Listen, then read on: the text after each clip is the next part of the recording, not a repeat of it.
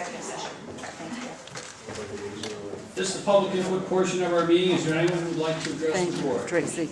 I'm good, I'm getting there. Yep. Wasn't your question specifically for Mr. Wagner? I try not to be a nuisance. Give me name and address, please. It's in Murphyville Road.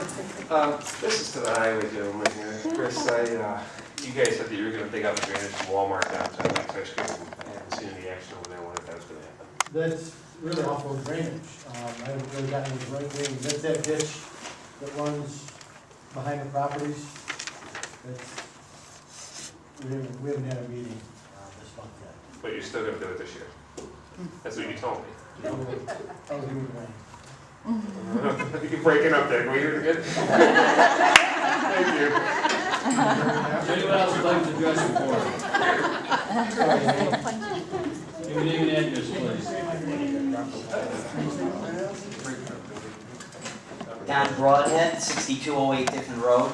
I'm here to address the budget documents that were released at the last meeting. I got the chance to get them, and I thank www.cicerodemocrats.org because I could get a copy of it. I can't get into the office here to actually view it. So I wanted to go through it now because I know you're going to have a public hearing set first week of November. But realistically, that's more public talk, and you don't do much listening. You already have everything pretty much set at that point. So I want to bring up a few points that I urge you to consider. Obviously, we're in tough economic times. We have a lot of people on fixed incomes, and certainly the budget is critical to how much taxes they have to pay. So I'm going to quickly go through, I know I only have 3 minutes, the items that I think are of note, but we'll start on the summary page, Exhibit A. Appropriations, I gotta give you a lot of credit. Seeing a 7% reduction in appropriations is difficult. As being a former town councilor, I understand how hard it is to create that and the effort that goes into that. And it's certainly the most difficult part of the town board's responsibility is preparing that budget. So again, I'll give you a little credit there. I see in the fund balance that you're choosing to use about $1 million in surplus, and I recall last year you used about $2 million in surplus. So I'd certainly ask, and I'm sure a lot of people wonder how much fund balance we do have remaining. And I'm not asking for answers now because, like I said, I only have 3 minutes. So. 1.2. Thank you. Under taxes, A fund I see no increase, B fund I see about a 15% increase in taxes brought in, and then under the highway fund DB I see about a 7.5% increase. But it's not clear from the documents what the expected overall tax increase, and I don't know if it's published or if that's going to come out, but certainly that's what we're all going to pay. So certainly I'd be curious about that. Going through Schedule A, employees, I see some are getting about a 3.5% increase. I'm not sure if that's the number, if it was just coincidental on a couple numbers that I ran.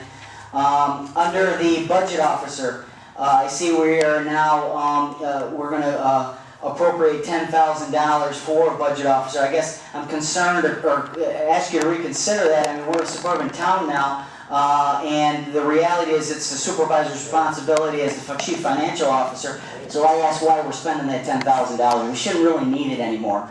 Under the law item, I see it's nice that obviously we're not getting any increase there. That's pretty good. However, back when I was on the town board, the retainer at that time, the attorney was the highest of any of our neighboring towns, and I urge you to reevaluate that. I think we're spending way too much on legal funds. We need to keep everything down and really look at reducing that back down to some numbers that are a little more realistic.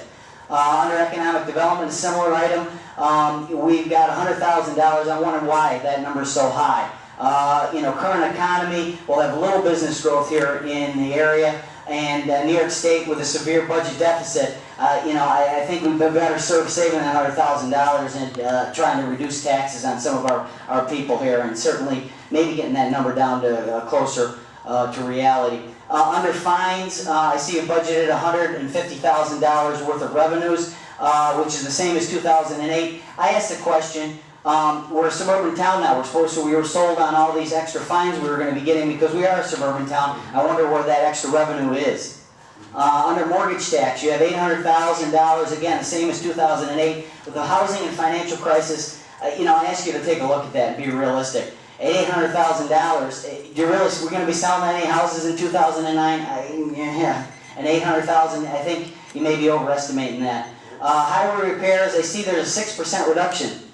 Chris, you firing people, or I know you don't give you're not giving any pay cuts, so it's really, again, it stuck out like a sore thumb to me. Badger repairs. Pardon? Badger repairs. Are going to be way down, right? Under highway repairs and snow removal. Road improvements, I see we've reduced by $275,000. That's about a 30% reduction from last year.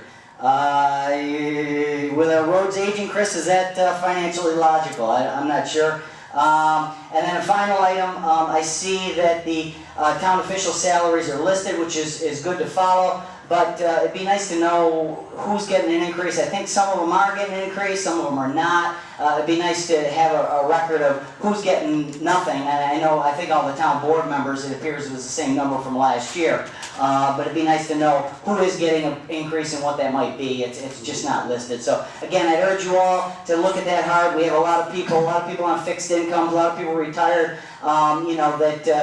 Budget, it's an important number. So I urge you to look at those items. I'm sure there's others that I missed, but again, please keep in mind we all have to pay that number. Thank you. Anyone else would like to address the board?